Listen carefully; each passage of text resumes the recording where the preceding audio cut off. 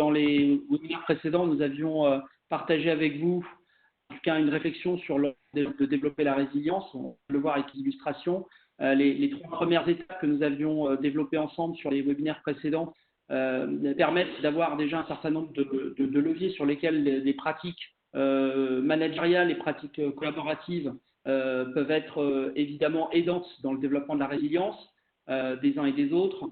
Ce qu'on a souhaité faire aujourd'hui, c'est de vous apporter un regard complémentaire avec une approche, on va dire, complémentaire à celle de la résilience, ce qui nous permettra évidemment ensuite d'aller sur ce que disait par exemple Nathalie tout à l'heure sur la quête d'un sens nouveau, d'un sens profond qui va être pérenne dans le temps.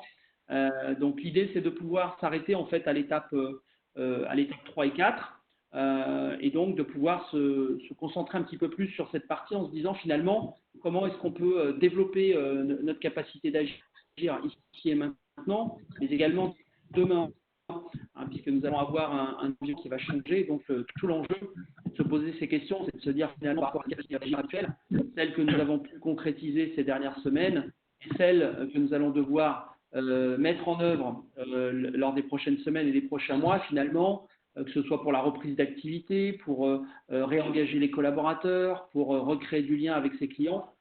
Finalement, quels sont les éléments de repère et de compréhension que nous pouvons partager ensemble. Donc, comme le disait Saïf à l'instant, on souhaitait vous apporter un regard complémentaire en fait, sur ce que l'on vit actuellement de façon collective.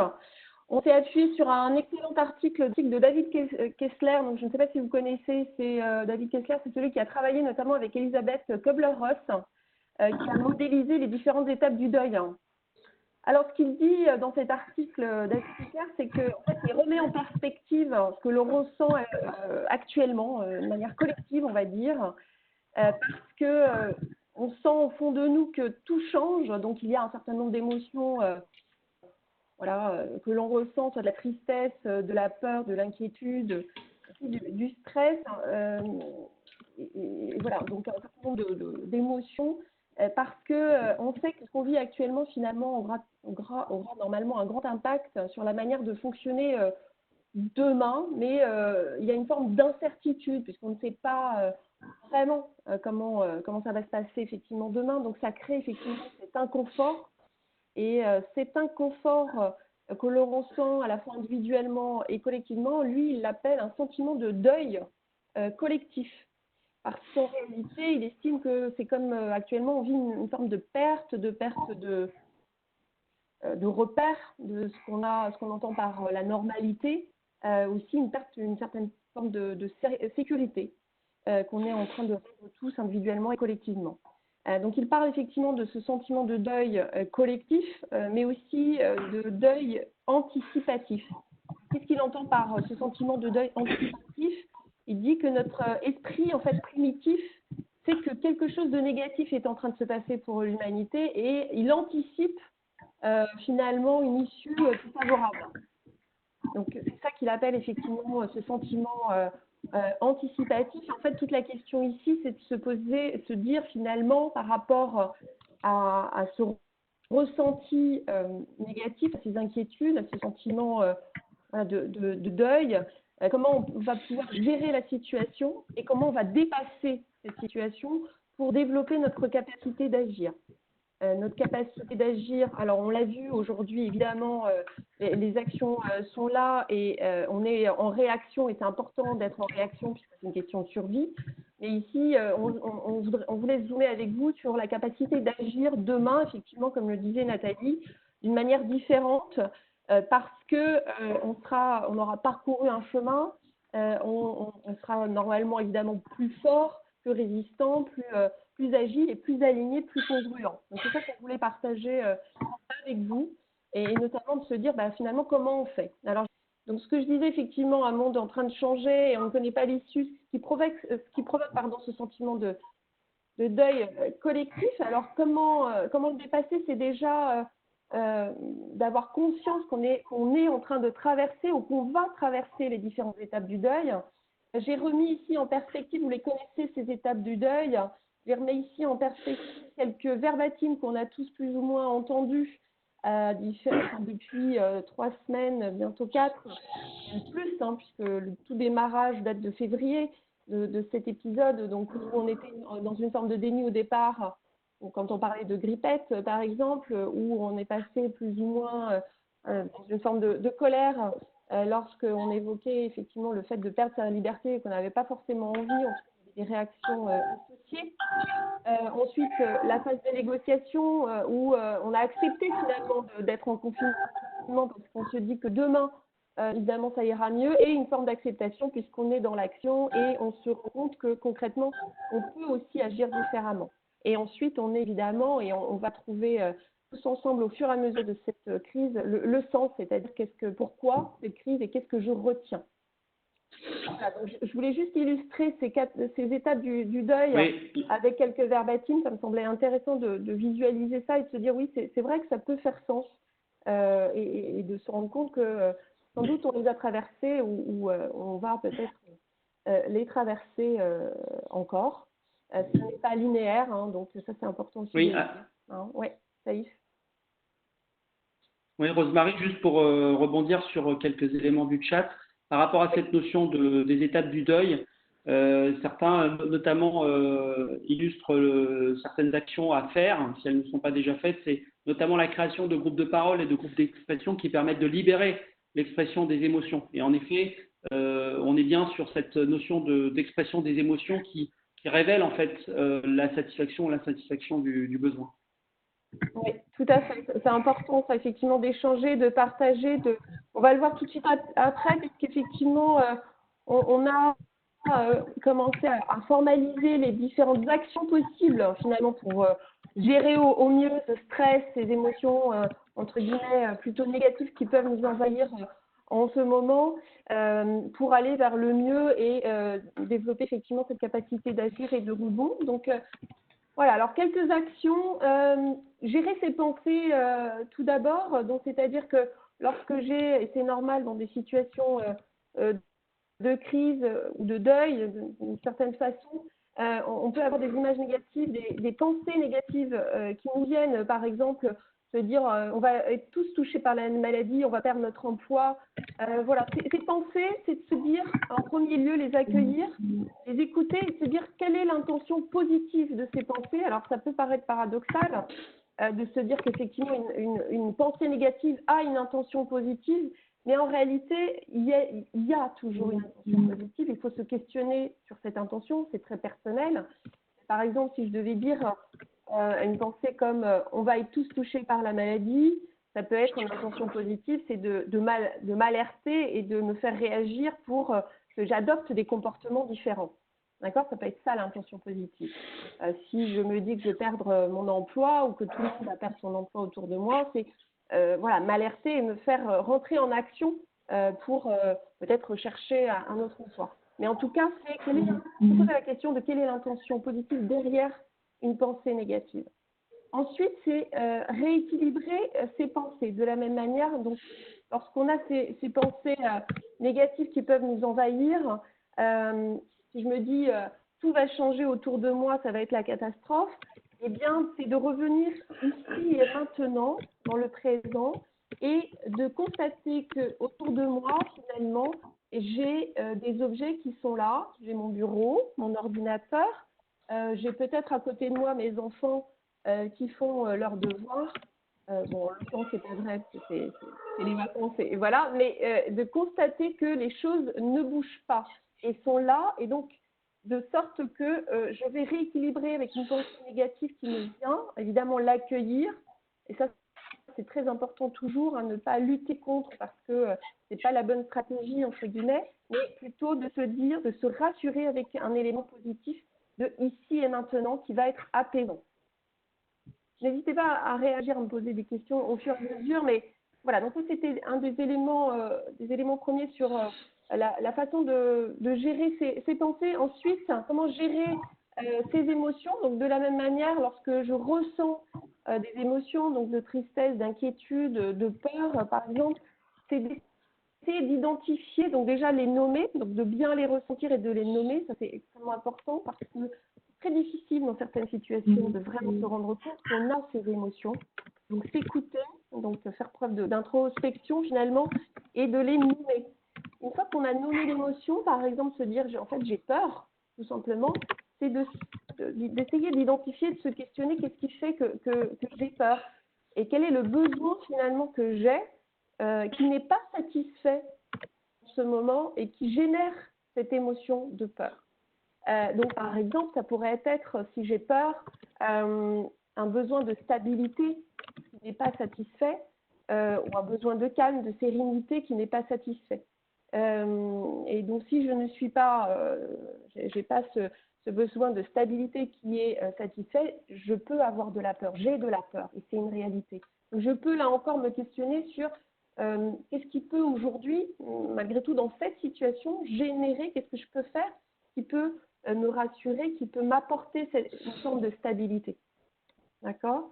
Donc, je peux continuer à être en contact avec mes collègues, je peux continuer à être en contact avec mes proches, etc. Donc, me rassurer, identifier finalement quelles sont les actions que je peux réellement mener pour satisfaire ce besoin de stabilité, par exemple.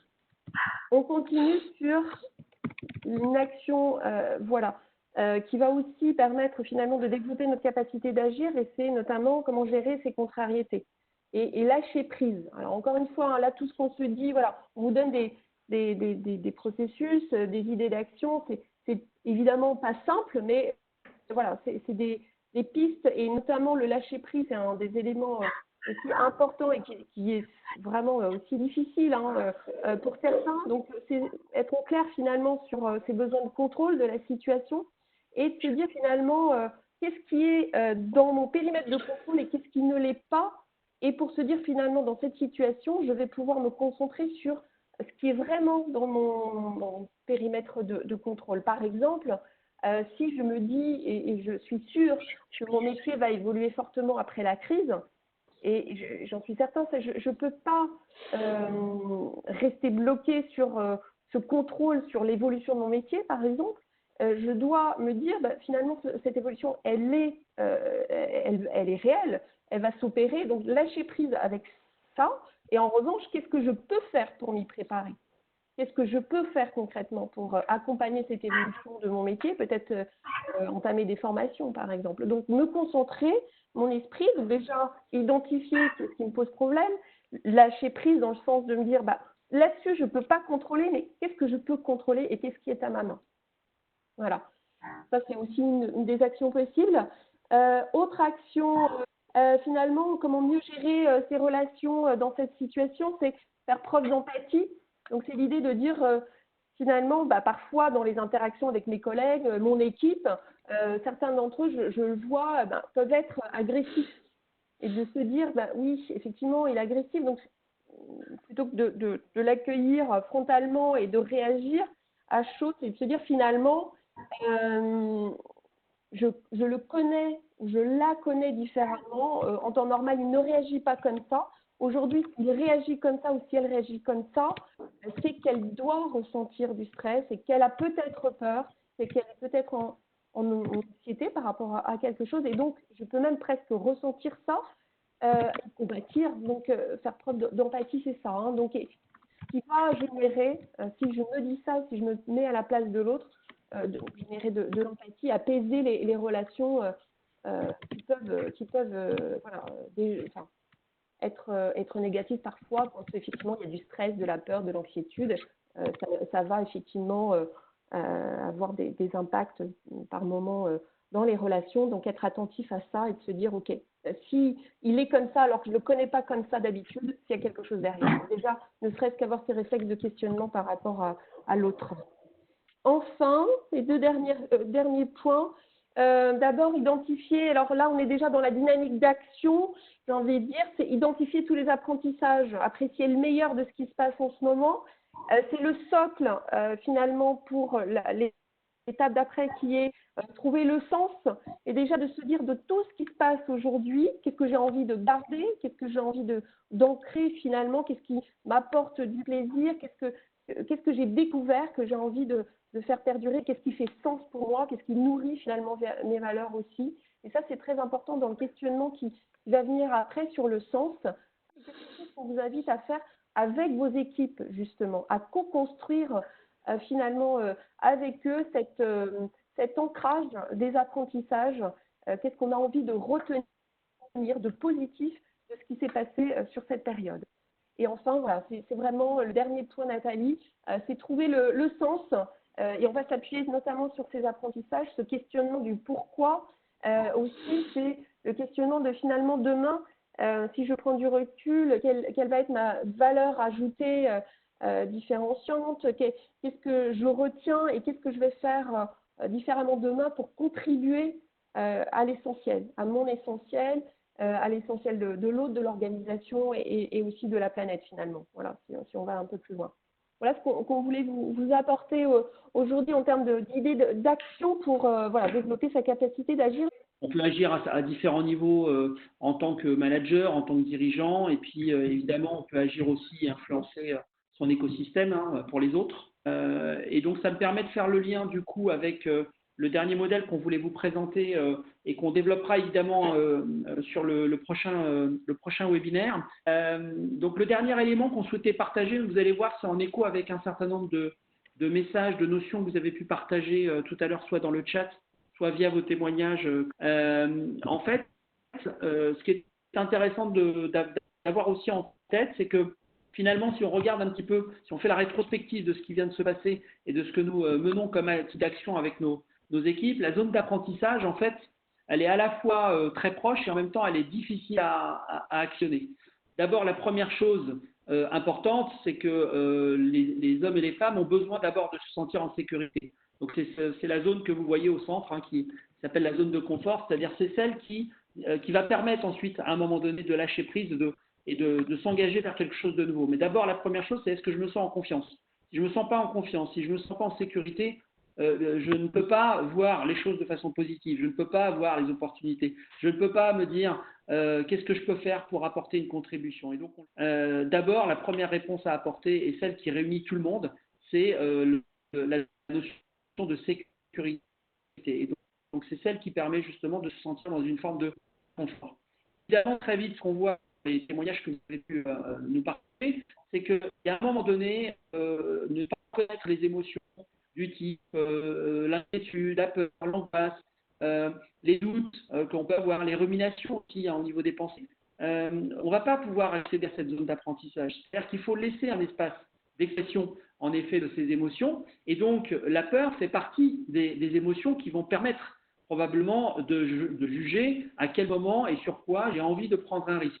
Et on l'a vu, un certain nombre d'entreprises, un certain nombre de collaborateurs, un certain nombre d'hommes et femmes autour de nous, à un moment donné, passent le cap et se disent « Ok, voilà le risque que je suis prêt à prendre pour apporter quelque chose qui a du sens pour moi et pour les autres. » Et c'est comme ça, en fait, que j'apprivoise cette zone de peur, parce que du coup, je maîtrise un peu mieux certains éléments qui génèrent chez moi de l'inquiétude, et c'est ce qui va me permettre de décider ce qui est dans ma zone de contrôle et ce qui ne l'est pas.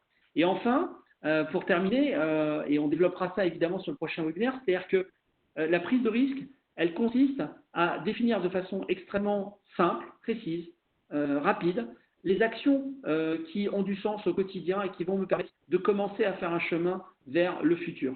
Voilà, et ça, c'est ce qu'on appelle la zone d'apprentissage. Donc, vous voyez, c'est indiqué mouvement et mise en action, le contact vers un nouvel élan intérieur, c'est-à-dire que ça résonne à la fois dans mon comportement, mais également que ça fasse sens dans mes émotions et bien sûr dans mes pensées et dans mes valeurs, évidemment. Il faut que ça fasse écho avec mes valeurs. Et enfin, l'acquisition de nouvelles compétences, eh bien, on l'a vu par exemple avec le digital, un certain nombre d'entreprises qui étaient très hésitantes à mettre leurs équipes en télétravail, à utiliser de nouvelles solutions type Zoom, Teams, etc. D'un coup, se sont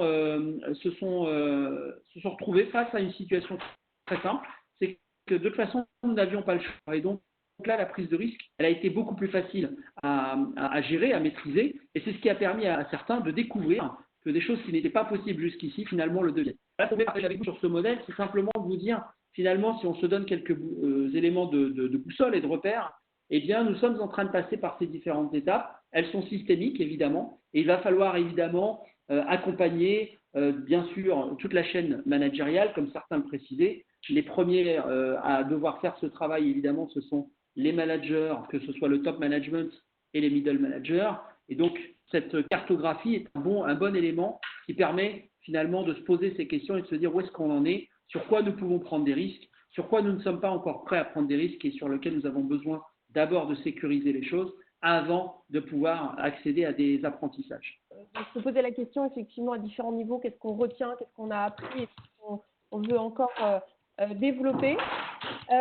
Et puis enfin, en forme de conclusion, et pour revenir sur la spirale dynamique que vous a présenté la semaine dernière Claude lors du webinaire précédent, donc c'est l'évolution des modes de pensée. On est convaincu que le réengagement finalement des équipes s'appuiera sur une évolution de nos modes de pensée suite à cette crise, de nos valeurs, vers un monde donc plus vert et puis jaune. Donc, c'est-à-dire un monde plus vert, un monde plus collaboratif, connecté et en harmonie finalement avec son écosystème. Et enfin, un monde un peu plus jaune également qui va se centrer surtout sur la valeur ajoutée de chacun et sur l'essentiel, comme je vous disais tout à l'heure, pour soi, pour les autres, pour l'organisation et aussi pour la planète, bien entendu. Voilà le mot de la fin. Merci à tous de nous avoir suivis. On va vous envoyer très rapidement le compte rendu et on vous invite à nous rejoindre la semaine prochaine, ça y est, c'est ça? Oui, alors justement, slide de conclusion et merci encore Rosemary pour ton regard partagé et merci au témoignage.